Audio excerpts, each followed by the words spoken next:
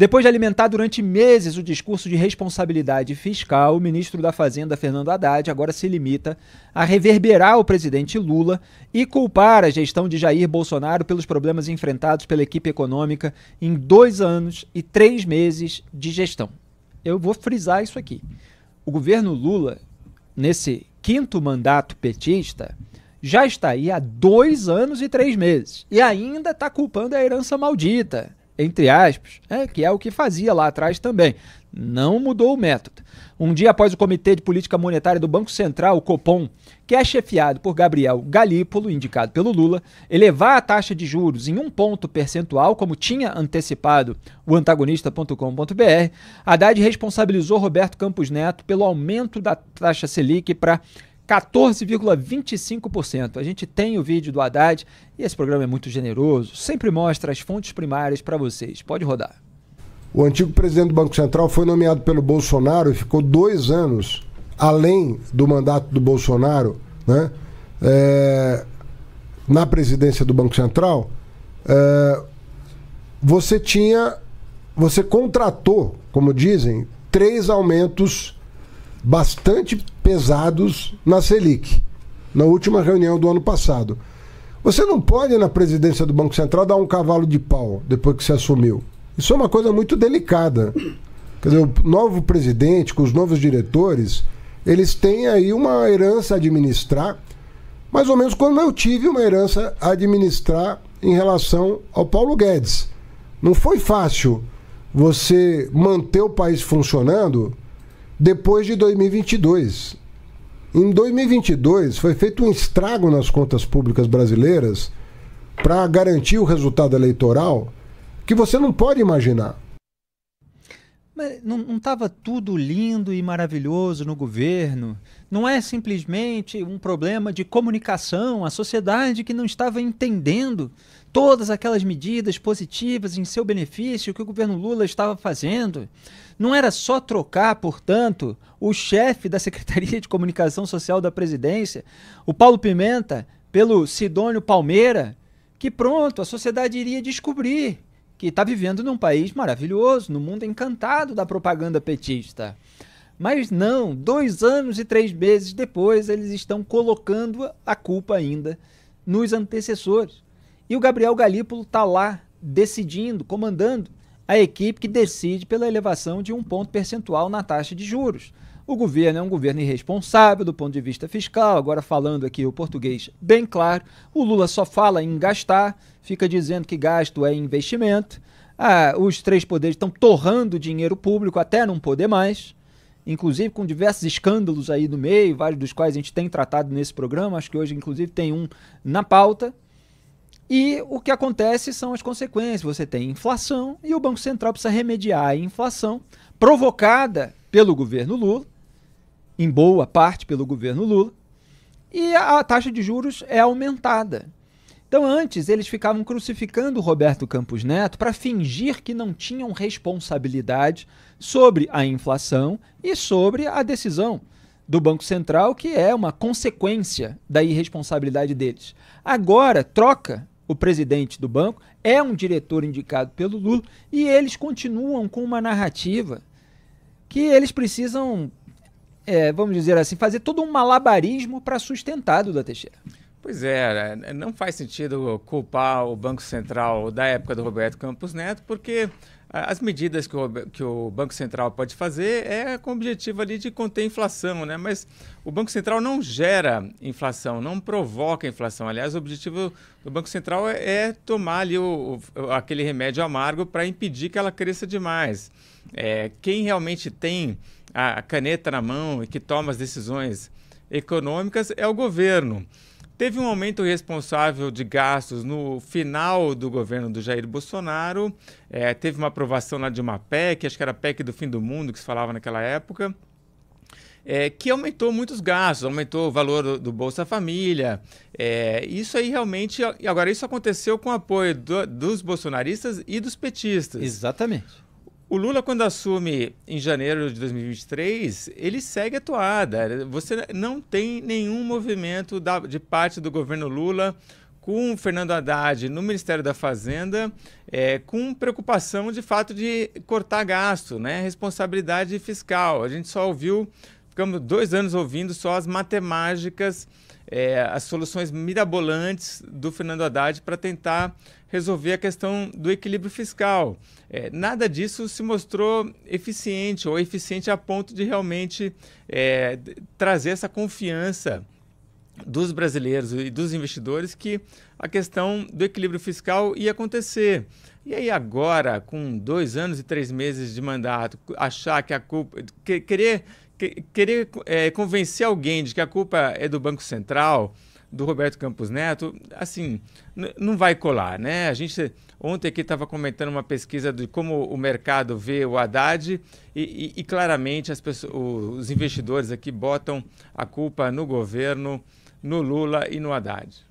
Aliás, falei ontem aqui, quando a gente anunciou a elevação da taxa Selic em tempo real, que o Lula falava do cavalo de pau que o Galípolo não poderia dar em relação a tudo de errado, na visão dele, que o Roberto Campos Neto teria feito. Na visão não, na fala, né? Porque no fundo eles sabem a verdade, mas eles falam a mentira, que é justamente para se descolar da impopularidade.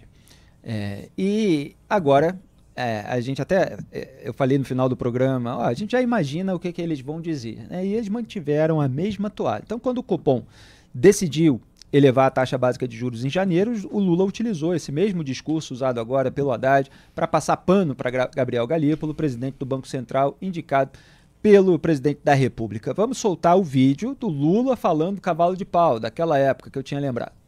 Uma pessoa que já tem a experiência de lidar com o Banco Central como eu tenho, tem consciência de que num país do tamanho do Brasil, com a responsabilidade do Brasil, o presidente do Banco Central não pode dar um cavalo de pau num mar, sabe, revolto, sabe, de uma hora para outra. Já estava praticamente demarcado a necessidade da subida de juros pelo outro presidente, e o Galípolo fez aquilo que ele entendeu que deveria fazer. Nós temos consciência de que é preciso ter paciência. Eu tenho 100% de confiança no trabalho do presidente do Banco Central. Eu tenho certeza que ele vai criar as condições para entregar ao povo brasileiro uma taxa de juros menor. Não pode dar um cavalo de pau num mar revolto. É um poeta, né?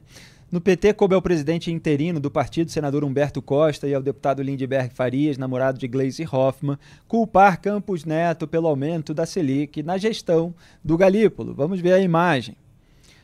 A gente tem aí a postagem feita pelo Humberto Costa. A produção já vai colocar. O PT mantém sua posição crítica em relação à taxa Selic. O recente aumento para 14,25%, já previsto pela gestão Campos Neto em dezembro, traz consequências significativas: elevação da dívida pública, agravamento do endividamento familiar e comprometimento do crescimento econômico nacional. Senador Humberto Costa, presidente nacional do PT. É muito engraçado. Deixa isso aí. Olha só o malabarismo. Duda, ele está dizendo que é ruim a elevação da taxa básica de juros, que as consequências são negativas, só que ele está tentando descolar o atual presidente do Banco Central, que decidiu por isso, dessa decisão. Está dizendo que isso já estava previsto. Ora, quando sai o boletim do Copom, você tem ali a expectativa, evidentemente, em relação ao futuro. E o que vinha se colocando em todo o debate político-econômico é que se o governo continuasse gastando, se o governo não indicasse a melhoria fiscal, se o governo não indicasse o ajuste das contas públicas, eventualmente a taxa teria que subir.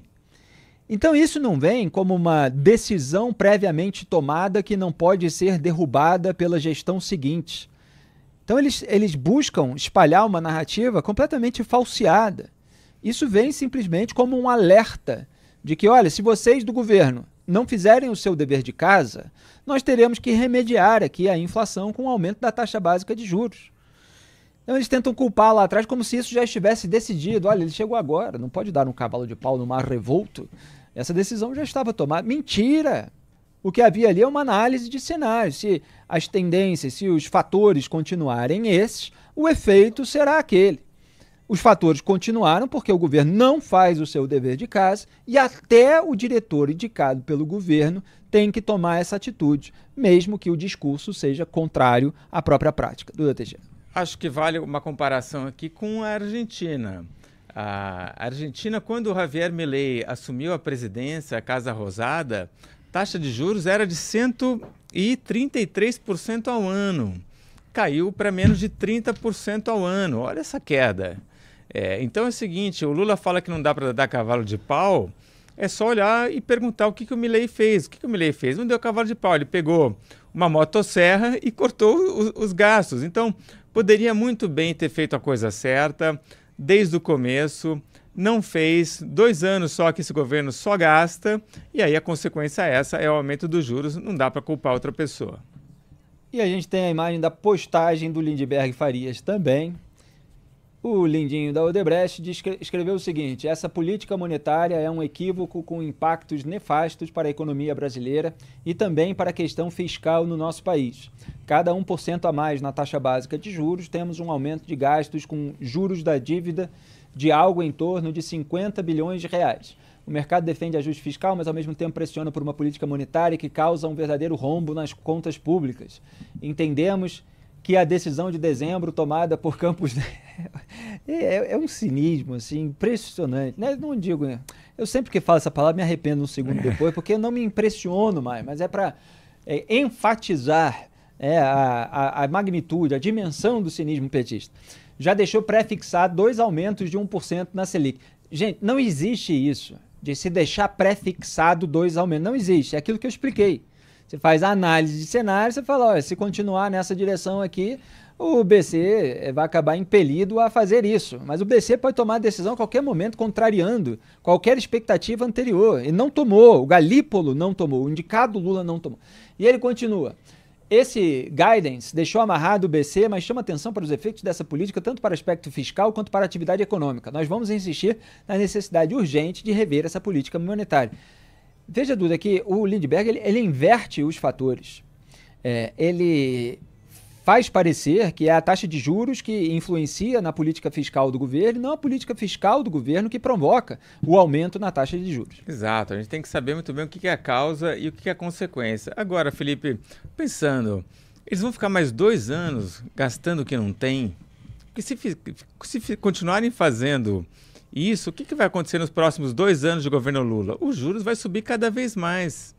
E eles vão ficar até o final de 2026 botando a culpa no Roberto Campos Neto? É essa a estratégia do Lula? Esse que é o plano? Não dá para acreditar, né? O segundo turno geralmente é 30 de outubro, né? Então você imagina, 30 de outubro de 2026, não sei se é essa data exatamente que está marcada a próxima eleição presidencial, mas é por aí. Você imagina lá no final do mês de outubro do ano que vem, depois de quase 4 anos completos, de 3 anos e 10 meses inteiros. Faz aí a conta, Teixeira, 3 anos, 36 meses, mais 10 meses, 46 meses. 46 meses de governo. E eles vão estar colocando a culpa no Roberto Campos Neto. Olha, eles não têm outra estratégia. Quer dizer, passaram 2 anos e 3 meses já trocaram a presidência do Banco Central por um diretor indicado pelo Lula e eles continuam com a mesma narrativa. E, dado que o Lula colocou a Gleisi Hoffmann na Secretaria de Relações Institucionais, o Alexandre Padilha no Ministério da Saúde, parece que ele já começou a fazer o diabo na hora da eleição. Então o diabo inclui essas narrativas forçadas. E a Gleisi, que agora, repito, é ministra das Relações Institucionais do Lula, não se manifestou. Algo inédito. Você lembra da última vez que saiu um boletim do Copom, uma decisão sobre a taxa básica de juros e a Gleisi não se manifestou? Por que te calas agora, Gleisi Hoffmann? Ela que sempre ia lá e atacava o Banco Central. Agora o Lindbergh assumiu essa função porque agora a Gleisi é Relações Institucionais, Secretaria de Relações Institucionais. Então ela tem que se colocar ali como uma pessoa aberta ao diálogo, não pode mais ter aquela conduta histriônica. Será essa a grande estratégia do Teixeira? Você acha que ela vai caber nesse manequim? Pois é, a Gleisi fazia isso muito porque ela era a porta-voz do Lula, né? Provavelmente o Lula agora escolheu outro porta-voz e aí provavelmente é o Lindbergh Farias.